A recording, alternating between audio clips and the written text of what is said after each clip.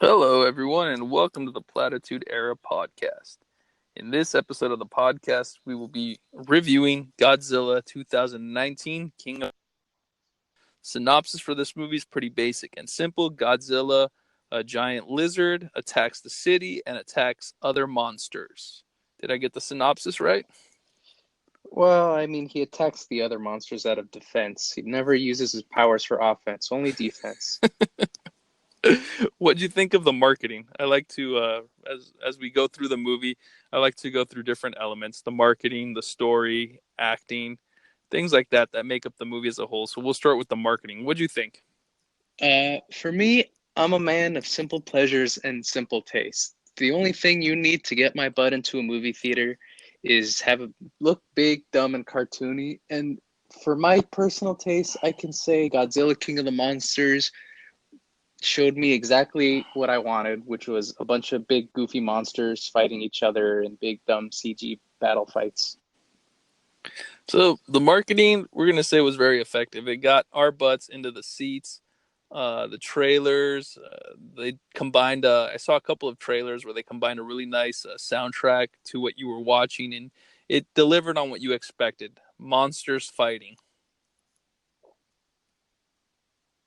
So we're gonna say the marketing, A+. Well done on the marketing. Anything else you want to add about marketing? No. I mean, it looks like a big dumb popcorn blockbuster movie. What more could you ask for? No. What about the story? Story.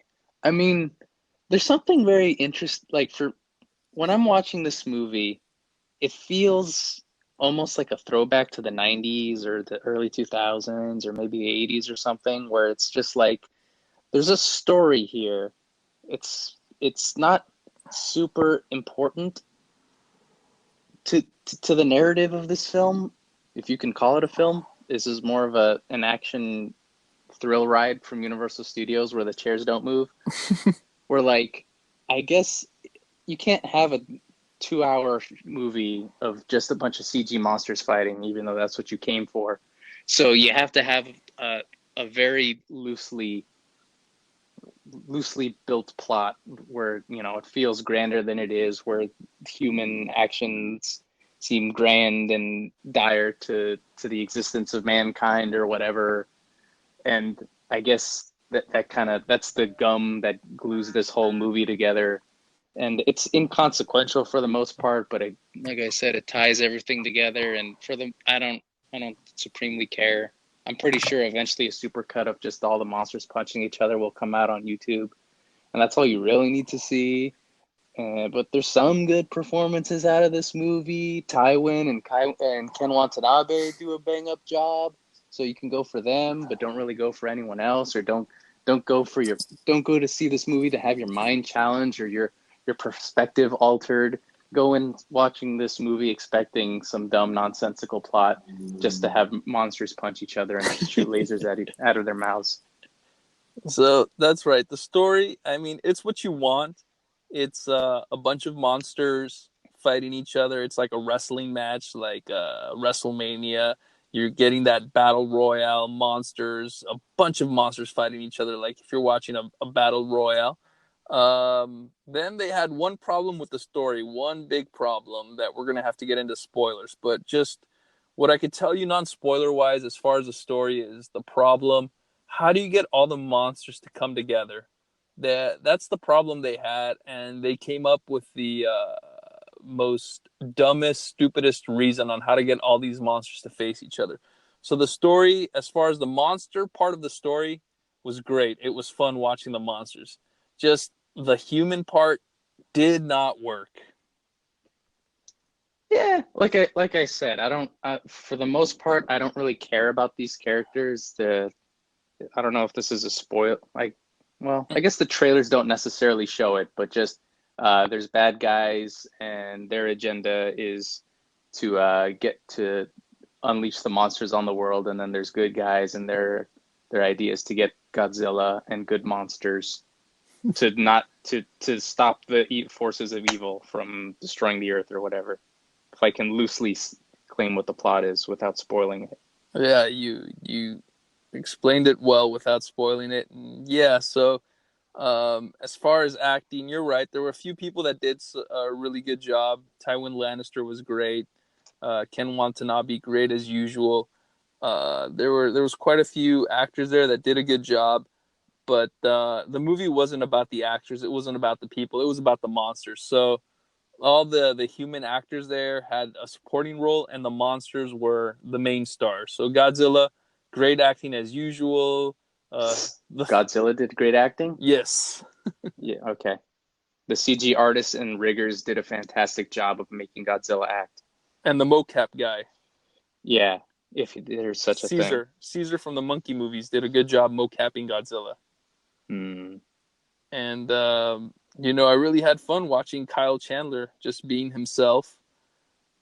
Kind And of plays the same character in every movie. He was the same in Super 8. He's the same in Friday Night Lights, I guess. I never saw it. I don't know. He's the same dude. He knows everything. He's trying to stop, you know, military guys or whatever. I don't know. and I like his look because he's got that like 50s look or 60s look, like a guy from the noir movies that just got lost in Yeah, time. he's got a bit of that older. I mean, he was in King Kong, the 2005 Peter Jackson movie. So that's a little interesting bit of tying things back together because this whole monster universe does tie into the King Kong movie that came out a few years ago. Oh, well said. Yeah, the universe is growing. Hmm. Now, here's a controversial part as far as the acting. There's Bradley Whitford. I Mm. really loved his performance in this Wait, movie. who's Bradley Whitford in this movie?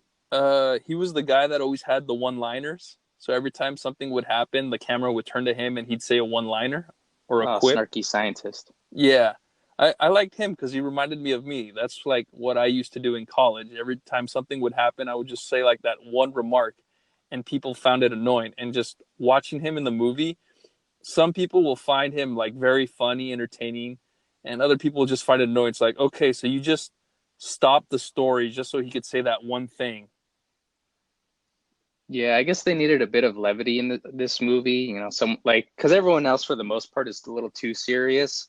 So you put in a comedic actor like Bradley Whitford, and he'll throw in a couple of quips or one-liners here and there just to bring some levity. And in the movie theater, mostly people got a laugh out of whatever he had to say, yeah, as dumb or cheesy as it may have been. And what's so funny is we're just going through all this stuff, and now we're getting into the recommendation. Unless there's something else you want to cover before we do our recommendation. Well, just to quickly cover comedic acting or whatever. So they have Thomas Middleditch in this movie, and I really like him. He's great on Silicon Valley, and he's been on a couple of podcasts, Comedy Bang Bang for me most notably, where he's like tremendously funny, and he's a great improviser, and I could see him having a bright future in films or whatever. So it seemed a little interesting to me that all the comedic lines came from Bradley Whitford, and Thomas Middleditch had nearly next to nothing to do in this movie. And almost forgot. Like this is the most forgettable part as far as acting. 11 from Stranger Things, Millie Bobby Brown. She's in this movie, and I found her annoying. Her character was annoying.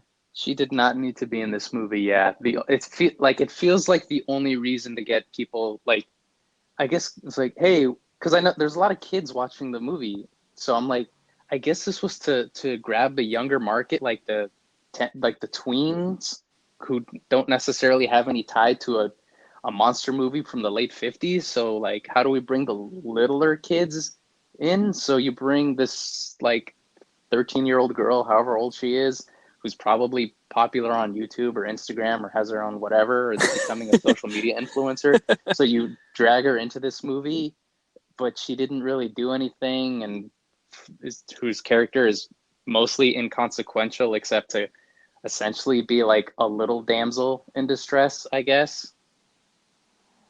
Well Or said. just Yeah. the character of dumb idiot child that gets in trouble, or not gets in trouble but gets in danger all the time. Precocious youngster. Yeah, just to give you an idea, if anyone listening or watching on YouTube, if you've seen The Mummy Returns with Brendan Fraser, uh, Millie Oh Bobby yeah. Brown plays the same character as his son. Just always in trouble, always just Mm-hmm. out of reach for the heroes. Yeah, a little too smart for their own good, always causing mayhem and mischief, but for the most part is annoying and is not a worthy character to be in the film. Yeah, and we will get into the spoilers. What issues I had with Millie Bobby Brown in the movie. Anything else you wanted to add before we get into our recommendation? Just a quick, I don't know, maybe a quick mini rant. Just on tomatoes. I'm staring at you right now. You're at critics. You're at 40%, and all I gotta say is, what exactly were you expecting from a movie called Godzilla King of the Monsters? I'm curious. Were you expecting some kind of nuanced uh, social justice, political commentary on Trump's America or something? Like, what did you want? Did you need like some undertones about what it is to be a minority or an immigrant in the United States? Like, what did you want exactly? Because I got monsters punching each other, and that's exactly what I got. So I don't know. I don't know what's up with the rods up the critics' asses, but knock it off, please. You're bugging the hell out of me. I'm glad you went on that rant because I'm on Rotten Tomatoes right now, and it's a big difference between the critics' score, versus the general Mm-hmm. audience, how they felt about the movie. And they felt exactly as we did, that it was a fun popcorn ride. It's a cartoon. Jesus Christ, who cares? It's not seriously. It feels like Yeah, a Roland Emmerich movie at times, but like, fuck it for that. It's exactly what it wanted to be. Stupid monster movie. When one of the lines in the movie is "Oh my God, Zilla," I don't think it's trying to be a film. I don't think it's going for the the artistic route. Assholes. oh, and I'm looking at Rotten Tomatoes. The guy that directed Godzilla, Michael Dougherty, has directed some really good creepy movies, Krampus and Trick or Treat. Yeah, those are. I mean, I never saw Trick or Treat. Maybe you did. Maybe it was on Netflix or something. But I really liked Krampus, so it was fun. You know, the idea of a monster horror movie set around Christmas. Hey, it's a fun little. Leave the guy alone. Let him make a stupid monster movie. Yeah, I saw Trick or Treat. It was on HBO, and I saw it. And it's pretty much the movie's like if Pulp Fiction took place in a horror setting. Yeah, you Interesting. have This is kind of like yes anthology. anthology, and then at the end it's connected at the end. Mm. And yeah, so if you're a fan of Michael Dougherty, it Hmm. this is not like one of his other movies like Krampus or Trick or Treat. It's not like something that's that style. This one, it's more like the blockbuster formula. I mean, this is like a guy that they got who, made a low budget movie and it was relatively successful. And then they decided to give him a $150 million, $200 million movie and then took out most of his creative eye for directing and then just, made him a guy that they can push around and make their own, uh, you know, uh, studio driven director move, you know the type I'm Yeah, talking about. like The guy making a name for himself, but they decided to give him the biggest budget movie they could, and then came to middling yeah, success. we just talked about a similar director in that position. Tell me if I'm right or wrong. The guy that directed Aladdin remake, Guy Ritchie. Well, I mean, he's been in the business for a while, but I mean, a better comparison is the guy that made the last Godzilla movie, Gareth Edwards, who made like a super low budget monster movie, and then they decided to give him the $200 million Godzilla movie, and some people liked it, some people didn't as much. But I mean, I don't know. That's the formula for modern Hollywood is give a guy who does some success with low budget movie, and we'll see what happens from there. Exactly. Um, what else? What'd you think about your recommendation? If you got no problem watching a dumb popcorn blockbuster movie, I'd say go for it. It's a fun ride. I mean, I don't want to tell an audience to turn their brains off for a movie, but this is like one of those movies where it's okay to turn your brain off. If you got an issue with quote unquote turning your brain off for a movie, then save your money for whatever the next big tentpole is that's coming out. Well, I don't know, later this year. Save your money for the Oscar bait or whatever. I don't care. If you're down for shoveling mounds and mounds of popcorn down your gullet, and you just want to see essentially a cartoon for grown-ups or teenage boys who just hit puberty, then go No, ahead, spend your money. my I give it recommendation my for this is recommendation. don't miss it. This is the kind of a monster movie, Godzilla movie that everyone remembers from what was it, the 80s, 70s? Yeah, it's very throwback. I mean, I'm not a huge Godzilla fan, but I appreciated like all the like Godzilla theme songs, and there's like a lot of Easter eggs for other Godzilla property stuff, and it's all very interesting. It feels like a Yeah. movie for fans, I guess, for people who are loosely familiar with Godzilla. Maybe super fans hated it. I don't know. And I liked also it. this is like the cliff notes. So if you've never seen a Godzilla before, or you're just out of the loop, this is the one that you should see, that gets your feet wet, that gets your beak wet, that gives you that background experience. You know, everybody, there's like only a handful of movies that everyone has to see in their life, and it's like a Star Wars movie, an Indiana Jones movie, a Marvel movie, and you know, you got to see a Godzilla movie, so it's got to be this one. Yeah, this is pretty Cliff Notesy, and then in a couple of years, or maybe spoilers. I don't know. The sequel. There's a Yeah. tease for a sequel. And then we need one more rant from you. Do you think you have one more rant in you? I hope you do, because I we don't got think one so. more recommendation here, and this is what ruined the experience. This is the one reason that it makes it hard for me to go to the movies. The one dick bag idiot Hmm. a hole sitting behind me taking pictures with the flash on during the whole movie. Oh, yeah. I don't. I don't understand some people's choices in life. Like, I'll never understand smoking a cigarette. It doesn't make sense to me. I'll never understand. Uh, Let me see. What's another dumb choice? Because there's always in the comedy there's rules of three. Let's fuck it. Let's skip to this. I'll never understand the phenomenon of Instagram or Snapchat or whatever social media that requires picture taking for you to take a picture in the middle of a movie with the flat. Like, I don't mind. It's annoying when the camera's out. That it's one thing when I can see you whipping out your phone because you're bored or whatever. I don't know why you decided to come to the movies. I don't know why you decided to spend $15 if you weren't going to be fully invested. That's one thing. But the idea that you have to ruin the film for someone else just so you can show everybody who doesn't care, who'll never remember that you went to see Godzilla, that, hey guys, I went to see Godzilla. Now let me take some shitty pictures inside the movie theater, blinding everyone with the flash for no good reason other than to be annoying. Nobody cares about you. Nobody cares about your social media. Nobody cares about your feed. Nobody cares about your life. Nobody cares that you went to see Godzilla. Stop. Please, please stop. If it wasn't enough last week, or was it last week? I don't remember. When we went to see Aladdin, the dumbass parents take their whiny little babies to see movies.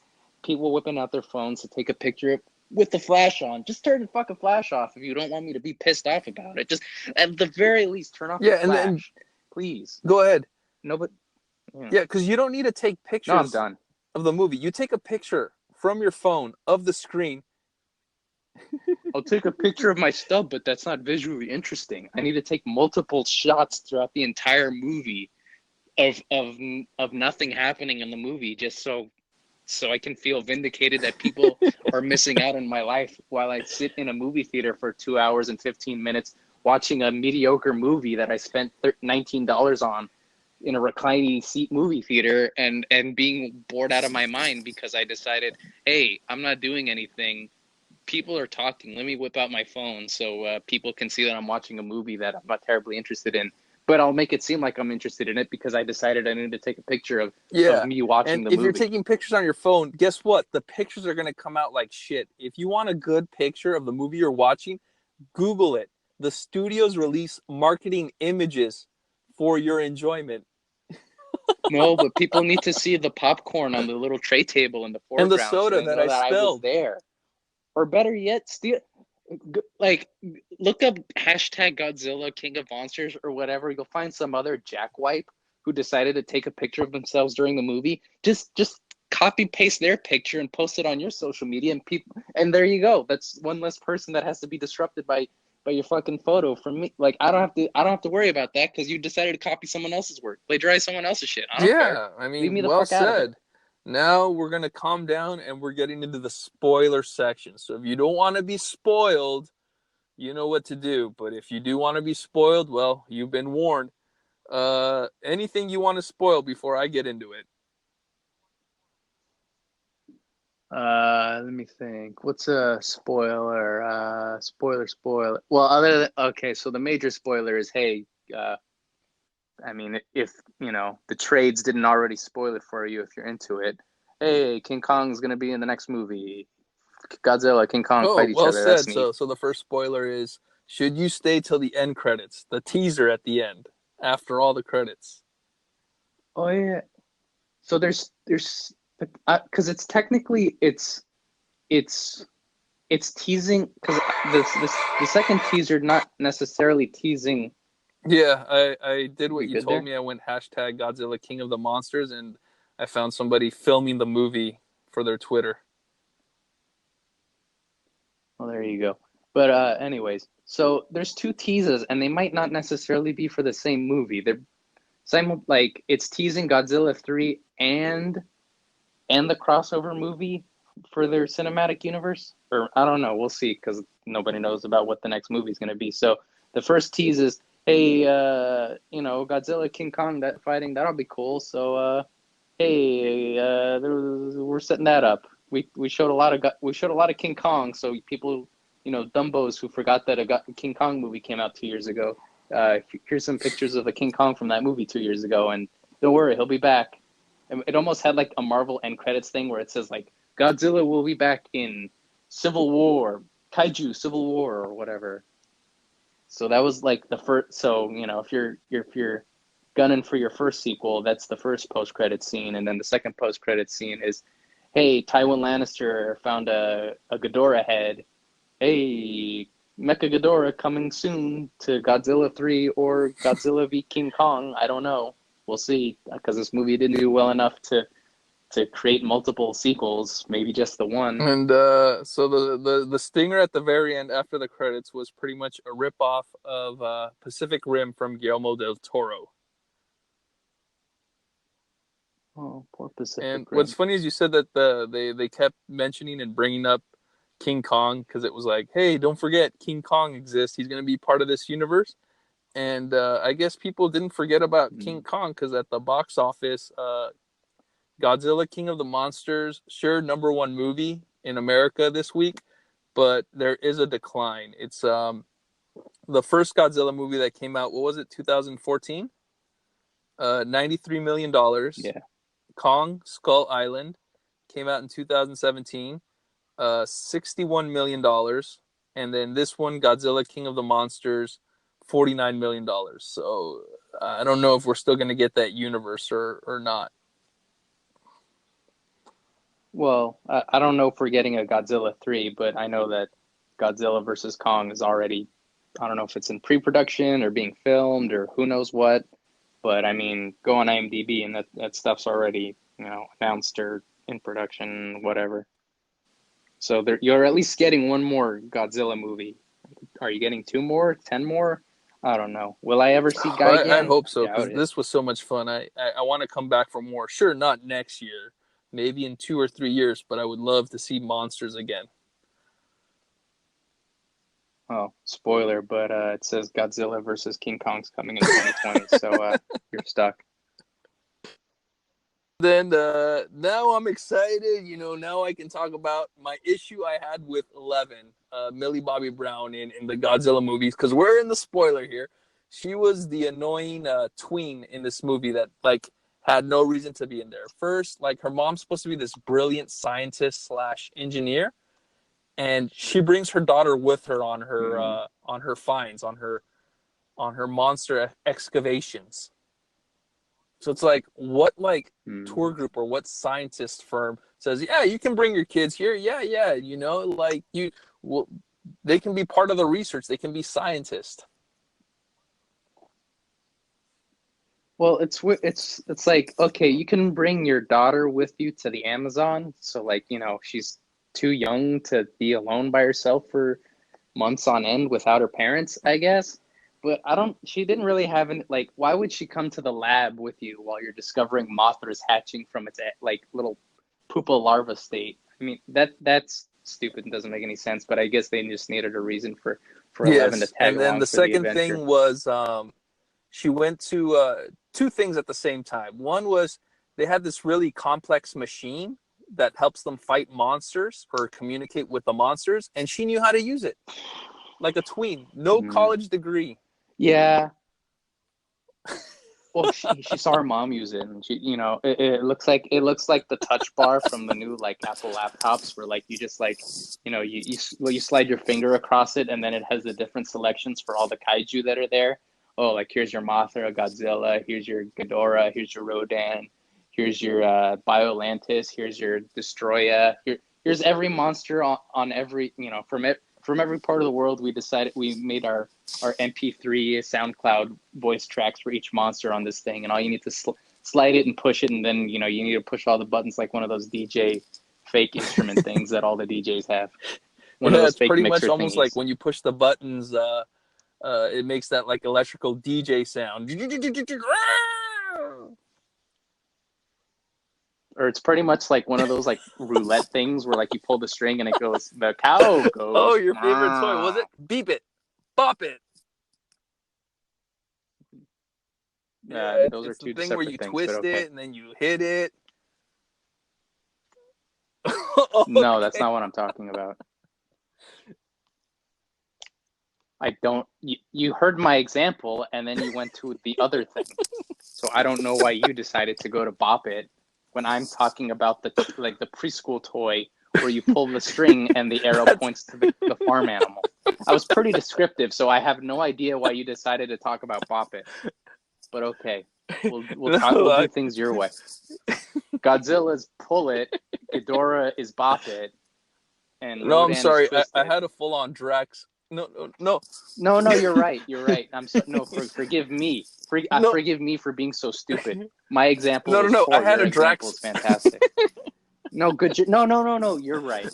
You're Okay. right. I'm sorry. I shouldn't. I don't know why. Forgive me for being so foolish. I haven't. I should be grateful that you allow me to be on your show where I do most of the Okay. talking. So if you love Easter eggs in your movies, Godzilla King of the Monsters has an Easter egg going back to Godzilla, the Ronald Emmerich Dean Devlin one, where the movie they go to the Mm. Knicks basketball stadium, but in this one they need to go to a baseball Mm-hmm. stadium so so they can transmit the signal for their device, the machine that we were just talking about, the beep it bop it cow goes moo. And at least in the Godzilla one from the Mm-hmm. 90s, you had Hank Azaria, who's experienced in television production. So it makes sense that he knew what he was doing. In this one, you have 11, Millie Bobby Brown, that goes to the control booth, plays around with the switches, and she knows how like a sound system works at a baseball stadium. Yeah. Well, all you need to do is push the little dials up. I've seen enough movies where you need to push all the volume dials up, and that's how mixers work. So, I mean, it's not rocket science. You just plug in the XLR cable and then you push all the I dials up, and beg that's to how it differ works. because I work in a bar. We have a sound mixer, and most of my staff and most of the musicians that we have that perform live do not know how to turn on the sound mixer or how to set it. You plug it in. Yeah, Hello. but you need I to saw flip the several movie. switches and in a certain order. Yeah, the on switches. All right, so we got that. Those were my issues with Millie Bobby Brown 11. Why I feel like she did not need to be in this movie. Her parents are scientists, so that's why she's really smart because she's growing up to be a scientist when she grows up. Idiot. It What was movie just were you waiting for the watching? monsters to come on. When are we getting to the monsters? Pretty much, And yeah. then another issue we had here was with the plot. So the first half of the story was perfect, monsters fighting. The second half, the back end of the story. How do you get the monsters to fight? I don't know. We have these. What was it called? Eco terrorist, environmental terrorist. Yeah. So I don't. I felt like a very like I don't know. I feel like I'd seen this plot like in a million times before. It's like, oh, we need to save the world by destroying it, and then eventually you have the one antagonist, who protagonist, the middle, who's Vera Farmiga in this movie, who's like, oh shit, we fucked up, and everyone's like, well, I don't know, the movie's already the shit's already set in motion. You can't turn off this perpetual motion machine, so whatever. So I don't know. I feel like I've seen that movie. Like I've seen this movie a million times. The bad guy does bad guy things, and eventually one of the bad guys, takes a turn back and like, oh, I need to do good Well, in guy a things way, it now. sounds like you're describing Avengers: Age of Ultron. Yeah, but if like back to what I said earlier, where like this feels very '90s or 2000s. This plot of like destroy the world to save it. I don't know. Feels like something. But I mean, you're not wrong. Ultron Yeah, wanted to destroy the world to save it. Thanos wanted to destroy the galaxy to save. Oh, the bad guys want to but destroy the world to Ultron made save it. sense because he Whatever. said the problems are the humans. I'm a robot. I'm not a human. So I kill the humans. I save the planet. In this one, Well, Vera Farmiga said the humans are destroying the planet, and the good radiation, the Chernobyl radiation, will save the planet by killing the humans. So she's kind of vouching for genocide, so that trees can grow again. I don't know. Seems like a culling. yeah, but Whatever. she mentioned sure the radiation was a thing that we needed, but she mentioned one thing that you know it's the planet's way of defending itself from Earth. Because humans are polluting it. There's all these uh, natural disasters, multiple hurricanes, heavy rains, things like that. That's the Earth defending itself, attacking humans for what we've done to it. And then also there's humans, Mm. hurting each other as far as war goes. She mentions that war. So, it's like you don't need the monsters. The natural disasters are going to take care of us, or we're going to take care of ourselves through war. You do not need the monsters. Godzilla is a natural Yeah, see, disaster in there his you own go. right. And but Godzilla is a defender. So every monster comes. So in this movie, it was Ghidorah, the three-headed monster, was trying to Mm. hurt the planet. Godzilla shows up to protect it, which is the same story from Kong's Skull Island. Kong keeps the bad guys at bay. Yeah, it'll just be like Batman v Superman, where two good guys have a misunderstanding and decide to punch each other in the And face. then, spoiler, it ends with Godzilla and Ghidorah getting along. But in They don't Batman get v along. Superman, they got along at the end. You're talking about Kong, not Ghidorah. Which one are you talking about? Because you said Ghidorah, Kong Oh, is the same thing, not Ghidorah. And no, now you're saying Ghidorah is his best friend, the I guy was he ate. talking about Spoiler. Godzilla, King of the Monsters. I was just connecting it to your Superman example. Okay. Yeah, but you were talking about King Kong. I'm connecting it to your King Yeah, Kong is King Kong also a is a good good guy, guy which is example. not going to make sense why Godzilla and King Kong are going to fight if they're both defenders of. Well, it's not going to make sense why they're going to have Captain America and Iron Man fight, but here we Well, I are. just hope they don't have the same writer from Godzilla, King of the Monsters, writing Godzilla versus King Kong. Uh, I'm sorry, but it says right here, written by Oh Michael my Dougherty. God, we're in trouble. But at least we'll get some nice fighting scenes. All right, Mm. before we sign off, I'm going to let you get the last word in. Because I don't know how it happened, Why? but we did hit our time goal again, which I'm trying to make these shows shorter. But once we get into it, it's just hard to stop.